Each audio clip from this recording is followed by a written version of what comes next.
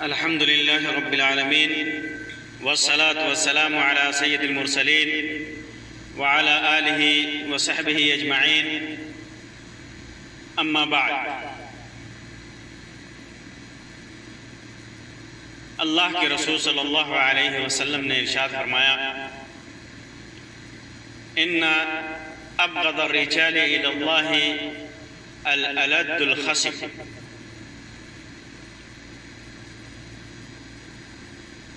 کہ اللہ تعالیٰ کے یہاں سب سے زیادہ ناپسندیدہ آدمی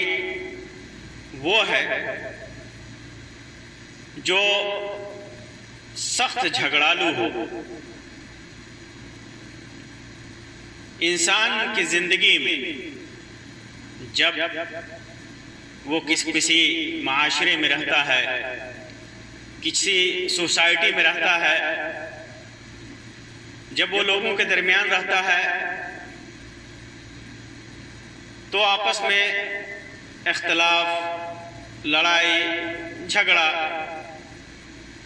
یہ سب پیدا ہونا ایک فطری بات ہے.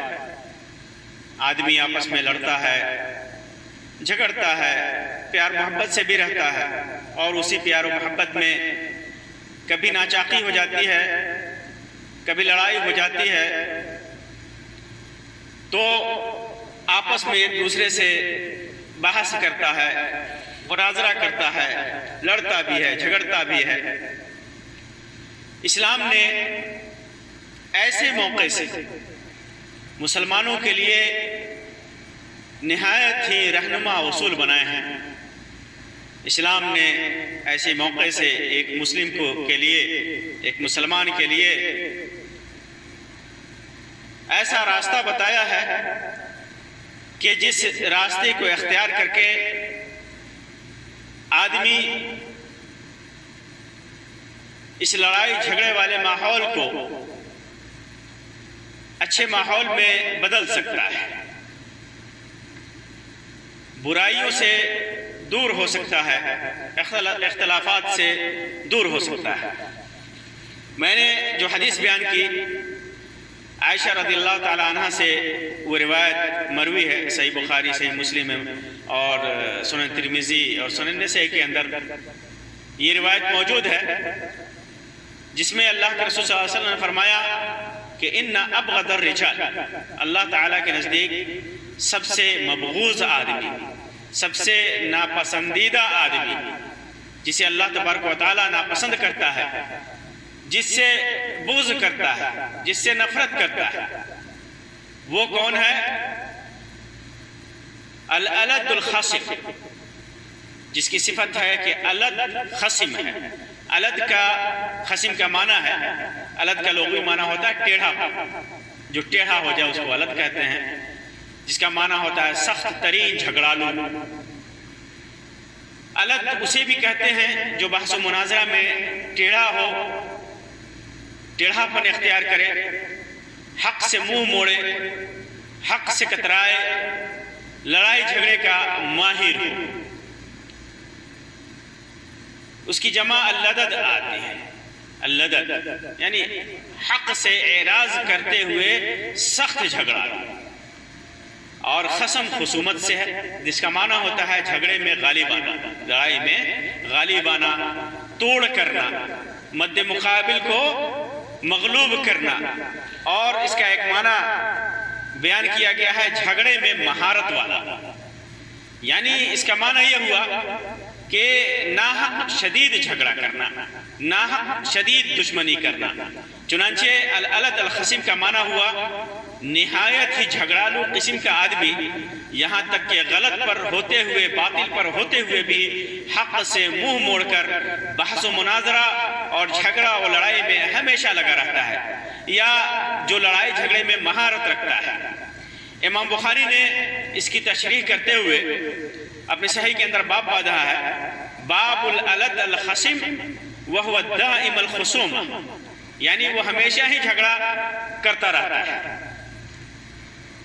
تو یہ جھگڑالو جو حدیث میں الد اور خصیم بیان کیا گیا ہے، نہایت ہی سخت قسم کا جھگڑالو معاشرے میں معروف ہوتا ہے آدمی کہ یہ بہت ہی جھگڑالو قسم کا آدمی ہے، بات بات پہ لڑ لیتا ہے، بات بات پہ جھگڑ لیتا ہے، بات بات پہ لوگوں سے بحث کر لیتا ہے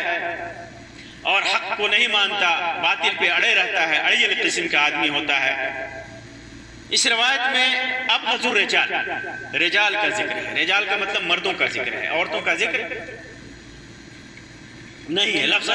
لفظاً جو ہے عورتوں کا ذکر نہیں ہے، عورت کا لفظ نہیں ہے، صرف مرد کا لفظ ہے، رجال کا لفظ ہے، لیکن اس میں عورت بھی داخل ہے، عورتیں بھی داخل ہیں مردوں کے ساتھ، کیونکہ یہاں پر شریعت میں جو بھی خطاب ہوتا ہے اس میں عورت برابر کی شریک ہوتی ہے، جو بھی تکلیف یا جو بھی مکلف کیا جاتا ہے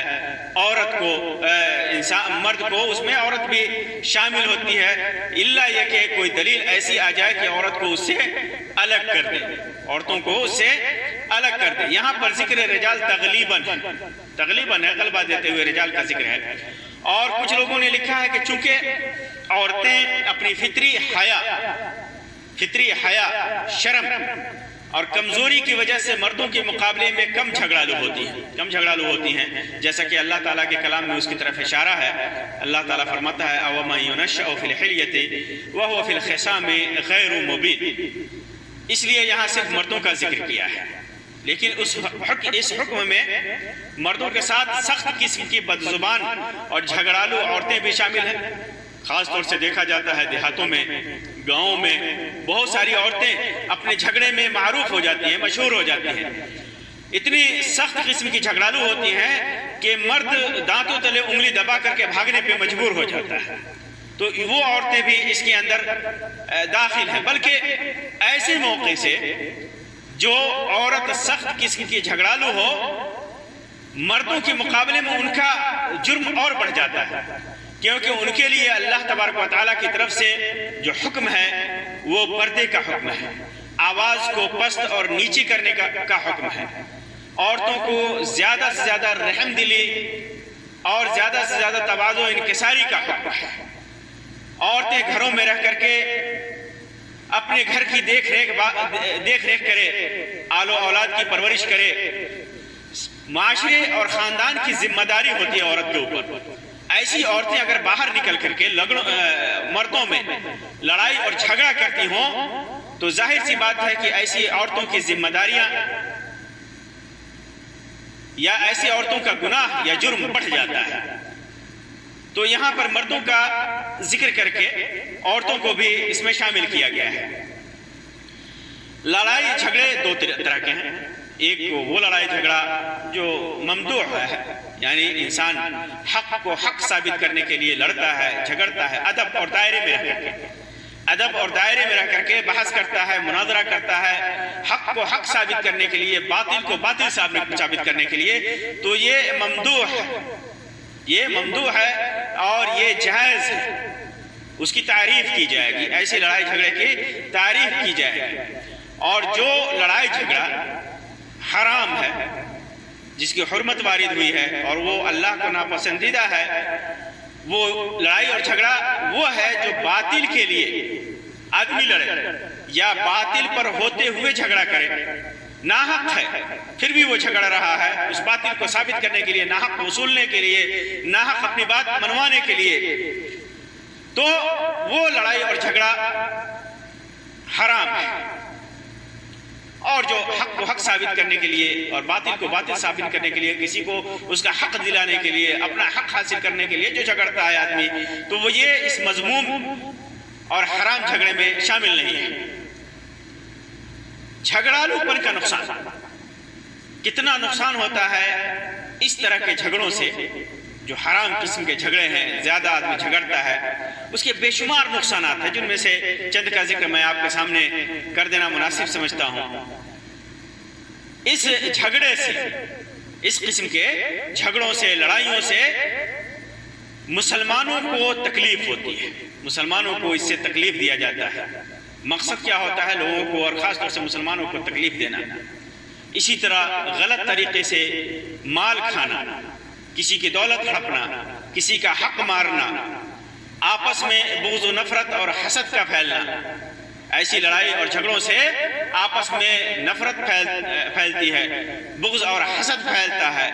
اسی طرح معاشرے میں فساد اور بگاڑ عام ہو جاتا ہے، اسی طرح آپسی معاملات خراب ہوتے ہیں، آپس کا تعلق ٹوٹ جاتا ہے، آپس کا تعلق ختم ہو جاتا ہے۔ اسی طرح انسان کے اندر ایسی لڑائی اور ایسے جھگڑوں سے کبر و گھمنڈ پیدا ہوتا ہے، تکبر پیدا ہوتا ہے۔ اسی طرح آدمی حق کے راستے سے بھٹک جاتا ہے، ہدایت کے راستے سے بھٹک جاتا ہے، جیسا کہ ابو امامہ باہلی رضی اللہ تعالی عنہ سے مروی ہے کہ اللہ کے رسول صلی اللہ علیہ وسلم نے ارشاد فرمایا، ما ضل قوم بعد ہدی كانوا علیہ الا اوتوا الجدل۔ کوئی قوم ہدایت پانے کے بعد جب گمراہ ہو جاتی ہے تو جھگڑالو اور مناظرہ باز ہو جاتی ہے۔ یعنی انسان جب حق سے بھٹکتا ہے تبھی جھگڑالو اور مناظرہ باز ہو جاتا ہے، جو آدمی حق چھوڑتا ہے وہیں جھگڑالو بن جاتا ہے۔ پھر اللہ کے رسول صلی اللہ علیہ وسلم نے یہ بیان کرنے کے بعد اس آیت کی تلاوت فرمائی، ما ضربوه لك الا جدلا بل هم قوم خصمون۔ یہ لوگ تیرے سامنے صرف جھگڑے کے طور پر کہتے ہیں، بلکہ یہ لوگ طبعاً جھگڑالو ہیں۔ اس روایت کو امام ترمذی اور امام ابن ماجہ نے روایت کیا ہے اور علامہ البانی نے اسے حسن کہا ہے۔ اسی طرح اس قسم کے جھگڑوں سے ایمان کے اندر کمزوری آتی ہے، ایمان کے راستے سے آدمی بھٹک جاتا ہے۔ مضبوط ایمان والا آدمی بھی اس قسم کے جھگڑوں سے اپنے ایمان کے اندر لچک پیدا کر لیتا ہے اور اپنے ایمان کو کمزور کر لیتا ہے۔ اسی طرح بسا اوقات فضول قسم کا جھگڑا ایک دوسرے کی تکفیر و تفسیق کا سبب بنتا ہے۔ اس قسم کا جھگڑا جب انسان کے اندر ایسی صفت پیدا ہو جائے، جھگڑالو ہو جائے آدمی، تو لوگوں کی تکفیر کرنے لگتا ہے، کافر تک کہتا ہے کہ تم کافر ہو، تم فاسق ہو، فاسق کہنے لگتا ہے، لوگوں کو گالی جب دیتا ہے تو کفر کی گالی دیتا ہے، فسق و فجور کی گالی دیتا ہے۔ اسی طرح جھگڑالو ہمیشہ لوگوں میں برے القاب و الفاظ کے ساتھ ہی معطوف ہوتا ہے۔ لوگ یاد بھی کرتے ہیں فلاں آدمی نہایت ہی بےہودہ قسم کا آدمی ہے، جھگڑالو قسم کا آدمی ہے، نہایت ہی برا آدمی ہے۔ اس طرح کے القاب سے لوگ اس کو یاد کرتے ہیں۔ خود اپنی عزت انسان گنوا بیٹھتا ہے، اپنی عزت اور اپنی جو اس کی صفت اچھی صفت ہونی چاہیے اس کو گنوا دیتا ہے، اور اچھی طریقے سے اچھی صفت کے ساتھ جو لوگ اسے یاد کرتے تھے اس کو لوگ بھول بیٹھتے ہیں اور اس کو بری صفت کے ساتھ، برے القاب و الفاظ کے ساتھ یاد کرتے ہیں۔ اسی طرح غیر مناسب جھگڑا، جب آدمی جھگڑالو ہو جاتا ہے تو وہ جھوٹ بولنے پر مجبور ہو جاتا ہے۔ یہ جھگڑالو پن، اس کا غیر مناسب جھگڑالو پن اسے جھوٹ بولنے پر ابھارتا ہے۔ اسی طرح جب آدمی جھگڑالو پن میں مبتلا ہو جاتا ہے، غیر مناسب جھگڑے میں مبتلا ہو جاتا ہے، جھگڑالو بن جاتا ہے، تو حق بات قبول کرنے سے اس کا جھگڑالو پن اسے روک دیتا ہے، پھر وہ حق بات نہیں قبول کرتا،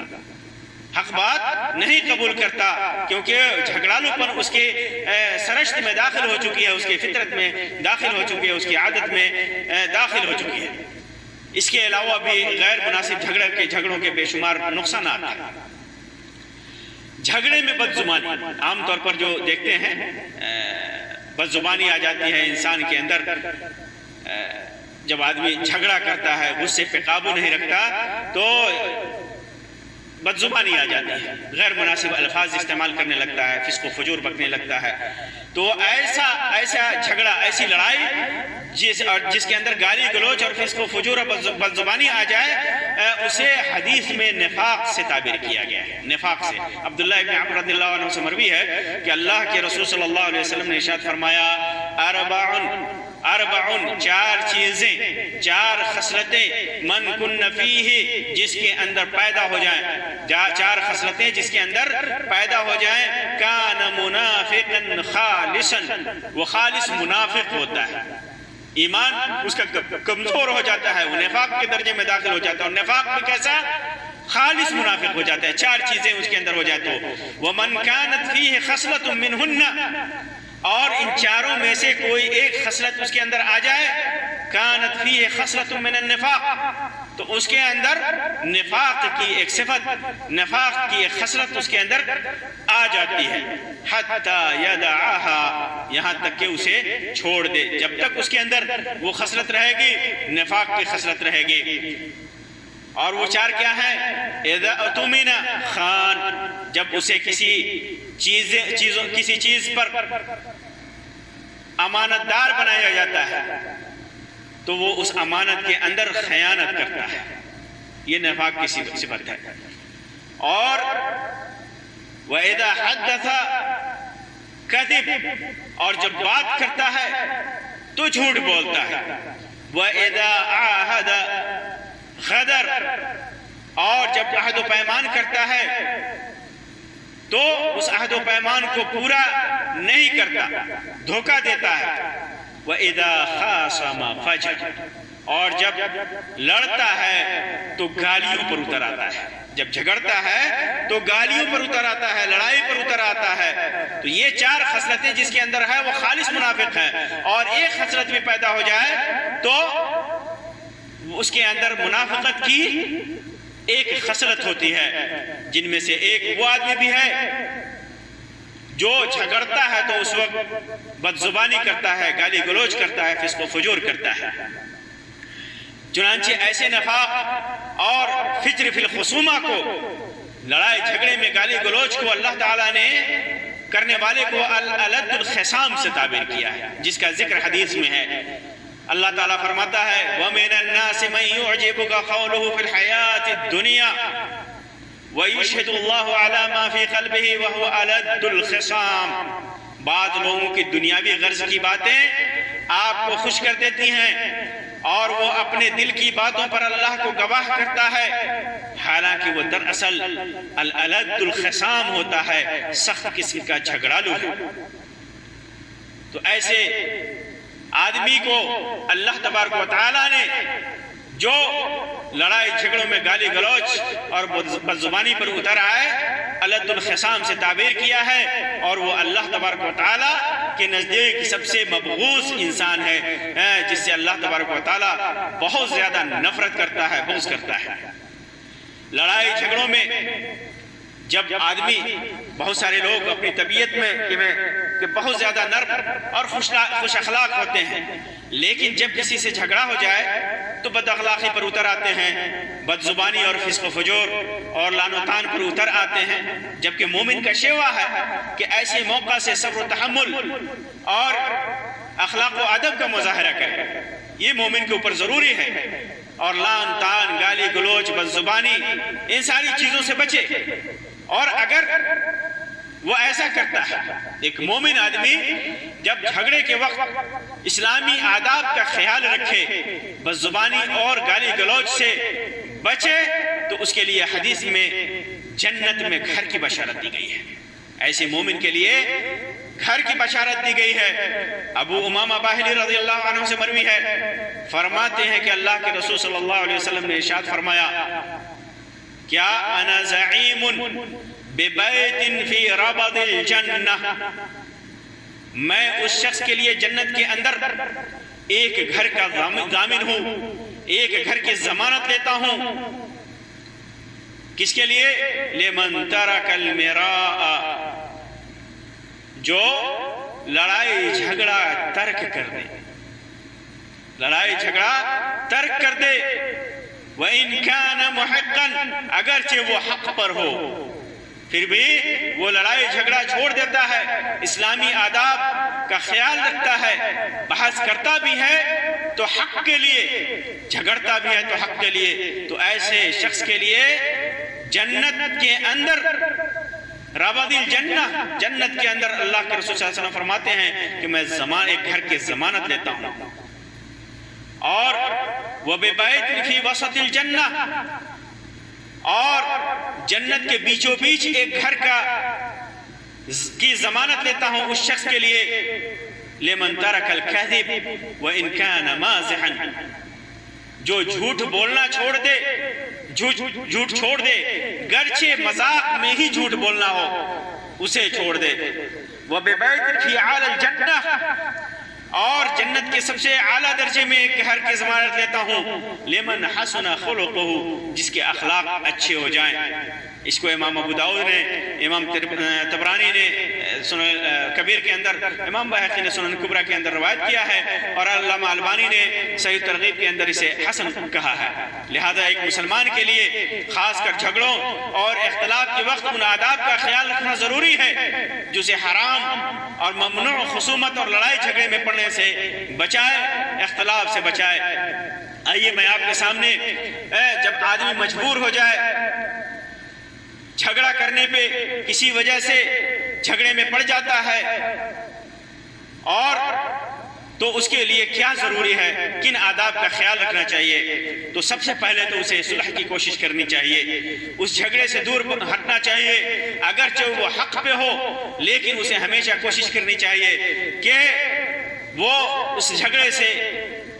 دور ہو جائے، اس جھگڑے میں نہ پڑے۔ لیکن اگر کسی وجہ سے صلح سے قاصر ہوتا ہے، صلح نہیں کر سکتا، تو ان آداب کا خیال رکھنا چاہیے جس کی وجہ سے خود کو معاشرے میں اختلاف و انتشار اور دشمنی اور عداوت سے بچا سکے، اور مستقبل میں کسی شرمندگی کا سامنا اسے نہ کرنا پڑے۔ ان میں سے، ان آداب میں سے ایک چیز یہ ہے کہ ایسے موقع سے جب لڑائی اور جھگڑا شروع ہو جائے تو اللہ کا مراقبہ کرے، اللہ کو یاد کرے کہ اللہ تعالیٰ اس پر واقف ہے، اللہ تبارک و تعالیٰ اس لڑائی اور اس جھگڑے کو دیکھ رہا ہے، اور قیامت کے دن اس کے نزدیک یہ جھگڑا پیش کیا جائے گا۔ یہ جھگڑا اس کے سامنے پیش ہوگا تو سمجھ لیجئے کہ معاملہ کیا ہوگا۔ زبیر رضی اللہ تعالیٰ عنہ سے مروی ہے کہ جب آیت ثم انکم یوم القیامت عند ربکم تختصمون، کہ تم قیامت کے دن اپنے رب کے پاس توحید اور شرک کے سلسلے میں جھگڑ رہے ہوگے، جب یہ آیت نازل ہوئی تو کہتے ہیں زبیر بن عوام کہ میں نے پوچھا کہ اللہ کے رسول صلی اللہ علیہ وسلم، اس دنیا میں ہمارا آپس میں جو لڑائی اور جھگڑا ہے، اس کے بعد بھی دوبارہ ہمارے درمیان آخرت میں لڑائی جھگڑے ہوں گے؟ تو اللہ کے رسول صلی اللہ علیہ وسلم نے ارشاد فرمایا ہاں وہاں بھی ہوں گے۔ تو زبیر کہتے ہیں رضی اللہ عنہ کہ پھر تو معاملہ بڑا سخت ہوگا معاملہ۔ امام ترمذی نے، امام احمد نے اس کو روایت کیا ہے، علامہ البانی نے اسے حسن کہا ہے۔ تو جو لڑائی اور جھگڑا کرے اسے اللہ کو یاد کرنا چاہیے، اللہ کا مراقبہ کرنا چاہیے کہ اللہ تبارک و تعالیٰ کے ہاں بھی اس لڑائی اور جھگڑے کی پیشی ہوگی۔ اسی طرح لڑائی جھگڑے کے آداب میں سے ہے کہ ایسے موقع سے شریعت کی بالادستی کو مقدم رکھے۔ جو شریعت کے معاملے میں اگر لڑائی اور جھگڑا ہے، شریعت کے معاملے میں اختلاف ہوتا ہے، کسی معاملے میں شریعت کو حکم بناتا ہے، تو شریعت کی بالادستی کو مقدم رکھے۔ اللہ تبارک و تعالیٰ فرماتا ہے فَلَا وَرَبِّكَ لَا يُؤْمِنُونَ حَتَّى يُحَكِّمُوكَ فِي مَا شَجَرَ بَيْنَهُمْ ثُمَّ لَا يَجِدُوا فِي أَنفُسِهِمْ حَرَجًا مِّمَّا قَضَيْتَ وَيُسَلِّمُوا تَسْلِيمًا۔ تمہارے آپ کے رب کی قسم، وہ لوگ اس وقت تک مومن نہیں ہو سکتے جب تک اپنے جھگڑوں میں آپ کو حاکم نہ بنا لیں، آپ کو فیصلہ کرنے والا نہ بنا لیں، پھر اس کے بعد جو فیصلہ آپ کا ہو جائے تو اپنے دل میں اس فیصلے سے کوئی حرج نہ محسوس کریں اور پورے طور پر سر تسلیم خم کر لیں۔ تو جب لڑائی ہو، جھگڑا ہو اور شریعت کا فیصلہ آ جائے تو شریعت کے فیصلے کو، اگرچہ ہمارا نقصان ہو رہا ہو، اگرچہ ہمارا حق مارا جا رہا ہو، تو شریعت کے فیصلے کو مقدم رکھے، اس کی بالادستی کو تسلیم کرے۔ اسی طرح لڑائی جھگڑے کے آداب میں سے ایک یہ ہے کہ اعتدال کا دامن پکڑا رہے، اعتدال کا دامن ہاتھ سے نہ جانے دے، اور دشمنی میں اتنا آگے نہ بڑھ جائے کہ پھر جب صلح ہو تو شرمندگی کا سامنا کرنا پڑے۔ علی رضی اللہ تعالیٰ عنہ سے مروی ہے، اسے امام ترمذی نے اور امام بخاری نے الادب المفرد کے اندر روایت کیا ہے، اور علامہ البانی نے موقوفاً اور مرفوعاً دونوں اعتبار سے اسے صحیح قرار دیا ہے کہ احبب حبیبک حونما، احبب حبیبک حونما، اپنے دوست سے جس سے تم محبت کرتے ہو، جسے تم چاہتے ہو، اعتدال اور توسط کے ساتھ دوستی رکھو۔ اتنی گہری دوستی نہ ہو کہ عسى ان يكون باغيدك يوما ما، کہ کبھی تمہارا جھگڑا اس سے ہو جائے اور تمہارا دشمن بن جائے، تو پھر تمہارے لیے پریشانی ہو، اس لیے دوستی کرو تو اعتدال کے ساتھ۔ وَأَبْغِضْ بَغِيضَكَ حَوْنًا، اور جب دشمن ہو، کسی سے دشمنی ہو تو اعتدال کے ساتھ، توسط کے ساتھ دشمنی کرو، دائرے میں رہ کر کے دشمنی کرو۔ کہیں کہ ایسا نہ ہو کہ تم دشمنی میں اتنے بڑھ جاؤ کہ عسیٰ ان یکون حبیبک یوما ما، کہ کسی دن وہ تمہارا دوست بن جائے، اور جب وہ دوست بن جائے تو تم اپنی اس گہری دشمنی کو یاد کرو اور پھر شرمندگی کا تمہیں سامنا کرنا پڑے۔ اسی طرح جھگڑے کے آداب میں سے ایک یہ ہے کہ اپنے حق کے علاوہ کچھ بھی نہ لے۔ اگر کسی حق پر جھگڑا کرتا ہے، کسی حق کے لیے لڑائی کرتا ہے، تو اپنے حق کے علاوہ جتنا اس کا حق ہے اس سے زیادہ کچھ نہ لے۔ حق کی بات آتی ہے تو اگرچہ اس کے حق میں فیصلہ ہو جائے، مثال کے طور پر اس نے کسی چیز پہ دعویٰ کیا اور وہ چیز اس کی نہیں ہے اور اس کے حق میں وہ فیصلہ ہو جاتا ہے، اور پھر بھی تو اگر فیصلہ ہو بھی گیا تو اسے چاہیے کہ اپنے اس حق سے دستبردار ہو جائے، کیونکہ اگر وہ حق اس کا نہیں ہے اور وہ حق وہ لے لیتا ہے تو وہ جہنم کی آگ لے رہا ہے۔ جو ہی اس نے اس حق کو جو اس کا حق نہیں ہے، قاضی حاکم کے فیصلے کے بعد، جج کے فیصلے کے بعد، مکھیا کے فیصلے کے بعد اگر وہ حق لیتا ہے تو اس نے جو اس کا حق نہیں ہے تو اس نے جہنم کا آگ لیا ہے۔ ام المؤمنین ام سلمہ رضی اللہ عنہا سے مروی ہے، وہ فرماتی ہیں کہ اللہ کے رسول صلی اللہ علیہ وسلم نے اپنے دروازے پر جھگڑا کرنے والوں کی آواز سنی۔ جب یہ آواز سنی تو آپ صلی اللہ علیہ وسلم باہر نکلے اور ان سے کہا انما انا بشر، دیکھو میں تمہارے ہی جیسا انسان ہوں، تمہاری طرح کا انسان ہوں، نبی ہوتے ہوئے بھی تمہاری طرح کا انسان ہوں۔ وَإِنَّهُ يَأْتِينِي الْخَصْمُ، میرے پاس لوگ مقدمہ لے کر کے آتے ہیں، فَلَعَلَّ بَعْضًا أَن يَكُونَ أَبْلَغَ مِن بَعْضٍ، ممکن ہے کہ ایک فریق دوسرے سے زیادہ بولنے میں ماہر ہو، دوسرے سے زیادہ عمدہ بولنے والا ہو، اس کی دلیل، اس کی حجت، اس کا بولنا معاملے کو اس کے حق میں لے جاتا ہو، اقضی لہو بذالک، جس کی وجہ سے میں اس کے حق میں فیصلہ کر دیتا ہوں، اس کی چرب زبانی کی وجہ سے، اس کی دلیل کی وجہ سے، جھوٹی سچی جو بھی دلیلیں اس نے پیش کی ہے، اور اس کے باتوں کے اثر کی وجہ سے میں اس کے حق میں فیصلہ کر دیتا ہوں، یہ سمجھتا ہوں کہ وہ سچ بول رہا ہے۔ فمن قضیت له بحق مسلم، اگر میں نے اس کے حق میں کسی مسلم کا جو حق ہے اس کے حق میں فیصلہ دے دیتا ہوں جو دراصل اس کا حق نہیں، کسی دوسرے مسلم بھائی کا حق ہے، فإنما هي قطعة من النار، تو یہ جہنم کا ایک ٹکڑا ہے، جہنم کا ایک حصہ ہے، جہنم کی آگ ہے جو میں اسے دے رہا ہوں، فَلْيَأْخُذْهَا أَوْ لِيَدْعَهَا، تو اس آگ کو چاہے تو وہ لے لے یا اس آگ کو نہ لے۔ امام بخاری اور امام مسلم نے اس کو اپنی صحیح کے اندر روایت کیا ہے۔ معلوم ہوا کہ جھگڑے کے وقت کسی حق کے لیے لڑ رہا ہے، اگر اس کے حق میں کوئی فیصلہ کر دیا جاتا ہے اور وہ جانتا ہے اور وہ اپنے معاملے کو زیادہ جاننے والا ہے کہ یہ اس کا حق نہیں ہے اور وہ اسے لے لیتا ہے، تو گویا اس نے جہنم اختیار کیا ہے، جہنم کا ٹکڑا لیا ہے۔ اسی طرح لڑائی جھگڑے کے وقت اس آداب کا خیال رکھے کہ اپنی زبان کو کنٹرول میں رکھے، کہیں ایسا نہ ہو کہ کوئی ایسی بات اس کی زبان سے نکل جائے جس سے اس کے اندر نفاق اور فسق و فجور کی صفت آ جائے، جیسا کہ میں نے جو حدیث ذکر کی، اللہ کے رسول صلی اللہ علیہ وسلم نے فرمایا کہ جس کے اندر 4 خصلتیں ہیں وہ خالص منافق ہے، اور اگر ایک کوئی خصلت ہے تو نفاق کی صفت اس کے اندر ہے، جن میں سے ایک یہ ہے کہ وہ اذا خاصم فجر، جب وہ جھگڑتا ہے تو فسق و فجور کرتا ہے، بد زبانی کرتا ہے۔ تو یہ اسلام کی چند رہنمائی ہے۔ لڑائی اور جھگڑے کے وقت اسلام کے بیان کرتا چند آداب ہے۔ جب آدمی کسی جھگڑے میں پڑے، کسی اختلاف میں پڑے، تو ان آداب کا خیال رکھے، ان اصول کا خیال رکھے، ان آداب کو دامن سے جانے نہ دے، ہاتھ سے نہ چھوڑے، بد زبانی نہ کرے، اسی طرح بدخلقی سے پیش نہ آئے، اعتدال میں رہ کر کے حق کو ثابت کرنے کے لیے، حق کو لینے کے لیے، باطل